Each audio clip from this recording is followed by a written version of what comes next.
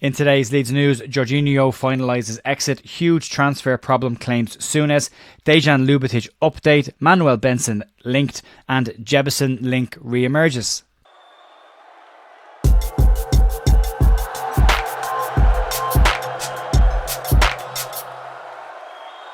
Morning folks, Jer here on Tuesday morning the 20th of August with your Leeds United news. There's a bit of stuff to get into today. We'll box off the exit of Georginio Rutter before we get into the possible incomings that have started to pop up this morning and some media experts who have an opinion on what Leeds are doing in the market so far. So we'll get to that in just a sec. But we'll start off today with the Georginio Rutter exit from Leeds United. And last night, Leeds United confirmed that Georginio Rutter had finalised his exit from Leeds and had joined Brighton and Hove Albion. In a farewell message on Instagram, Georgie said, "Massive thank you to the Leeds United fans for making Leeds feel like home over his 18-month stay at the club," and said that Leeds will always have a place with him no matter where he goes into the future.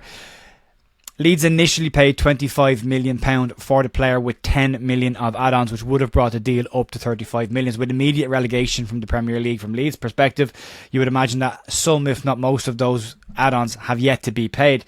Leeds are rumoured to have brought in anything between £40 and £42.5 million for the player in this transfer. There are varying reports on the price that's been done. And Leeds have confirmed that there is no sell-on clause in his contract for Hoffenheim. Some people will say, of course, they would say that, but if you think about it logically, if there's a sell-on clause, Leeds have less money to spend. If there's no sell-on clause, Leeds have more money to spend. So if they're trying to do it on the cheap, it would be in their interest to say there was a sell-on clause. The fact that there isn't one means there's more available funds for Leeds to spend, which will help and may hinder in equal measure. Brighton decided to have a little bit of fun with their social media, getting Georginio Rutter to type up a "don't go to bed just yet" post on their X account. I'm pretty sure he had no idea the context of that and what he was doing, and it's hard to break it to Brighton that you're not in on that joke, and it's very much a joke for Leeds, about Leeds. So like that weird friend who walks into the middle of a conversation, starts laughing and has no idea what they're laughing at.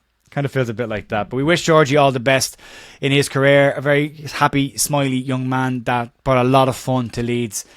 Parts of his game that will need to be worked on, but in general he brought an awful lot of fun to the Leeds United side, and fun that Leeds need to replace in that team and add more of a creative spark in the next 10 days. Moving on to potential issues that Leeds may be facing in the transfer market, and Graham Souness has been speaking about this, and speaking with TalkSport, he believes that Leeds United's ownership have put Leeds in an incredibly difficult position heading into the remainder of this transfer window.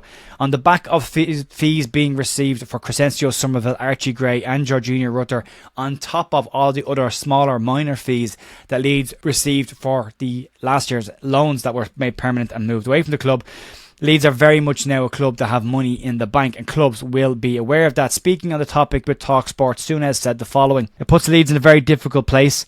Now, wherever they go, whenever they try to buy someone, they'll be buying under a premium. The selling team will know that they're under pressure. This should have been addressed weeks, if not months ago."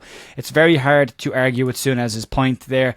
Leeds have known what they wanted for a while in this window. They told us they were 5 weeks ahead of last year in their preparation. We were told to be ready to go when the season started, and Leeds are not ready to go. There are still gaps in the side, and there's more exits now than there is incoming. And at this point right now, I think we've got as many people working in our recruitment team as we've had recruits over the past number of weeks. It's been nearly a month since Leeds signed Jayden Bogle, with no other activity in the market, and getting into the last 10 days is a very risky strategy to think that you can get what you want for the price that you want in a market where clubs know you need players and also know that you have cash in the bank.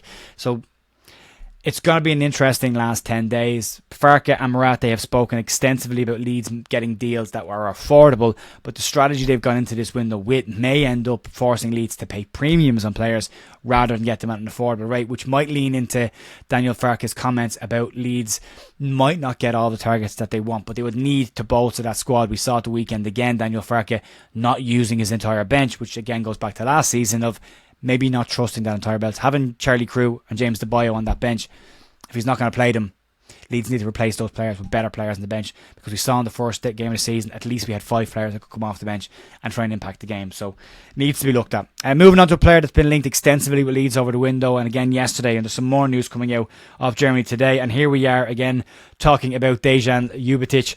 According to reports and various reports in Germany backed up by Bild and Kicker, The Austrian midfielder is said now to be pushing for a move away from Cologne and to Leeds United. The report claims that Ljubicic trained fine all last week before reporting just before the game at the weekend with a knee problem. Ljubicic is in the final year of his contract and has made it clear to FC Cologne that he won't be signing an extension there, which means in January he can negotiate a free transfer exit away from the club for next summer.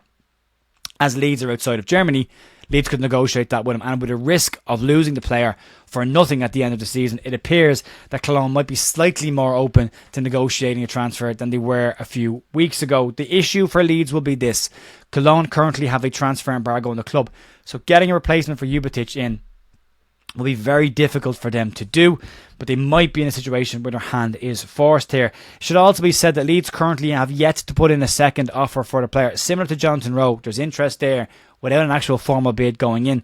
The initial bid that Leeds put in of £3.3 million is said to still be very much on the table. There's no comment around negotiations between the two clubs. Bild in Germany have backed up Kicker's report yesterday that the player is trying to force a move away from Cologne and to Leeds United this summer. But we'll have to wait and see what happens with that one over the next coming days and maybe the next week or so to see where we are with Ljubicic. Good player if we can get him in. It's going to be difficult though. And moving on to another player that's been linked with a move to Leeds United this morning, and that's Manuel Benson. According to Sasha Tavaleri on X this morning, he claims that Leeds, Norwich and Sunderland all have interest in the Burnley winger Manuel Benson.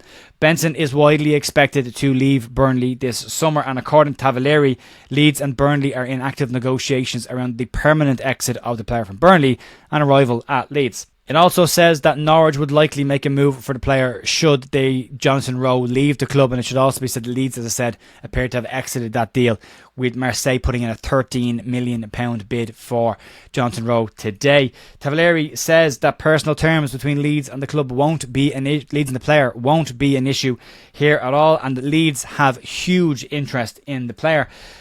Benson a tricky year last year. He's 27 years of age, good attacking winger. Leeds did have interest in him before he joined Burnley, and were one of the clubs that were mentioned in trying to actually bring him to Elland Road at the time. But not a great season last year. Only 9 appearances for Burnley last year, but in his last season in the Premier League, he scored 11 in the Championship. He scored 11 goals with 3 assists in 33 games, so a goal involvement every other game pretty much for him. Pretty much. Tavaleri closes out his piece by saying, watch this space and keep an eye on this. So we will keep an eye to see if Manuel Benson is a player that Leeds decide to make a move for in this window. And then moving on to the final link that's popped up today, and that one relates to Daniel Jebbision, a player that was linked with Leeds very early on in the transfer window, but he moved to Bournemouth on a permanent deal. But now, according to the Sunderland Echo, he is ready to move again on loan to the Championship, with Bournemouth about to sanction that move. The Echo claims that Leeds and Sunderland have interest in the player, but for me, this is a trickier one. I could understand Leeds buying a young, unproven striker to go into the under-21 team and compete for a year or two before then maybe pressing into the senior side. But with Leeds being in the Championship and probably needing first team players, and a striker not being a player that Leeds are looking at, it seems unlikely that Leeds will make a move for Jebbision on loan, when it would probably just get in the way of Mateo Joseph, and you've other strikers there that would need to be moved on, which won't be moved on. So that's just going to be the way that one is. It's a tricky situation.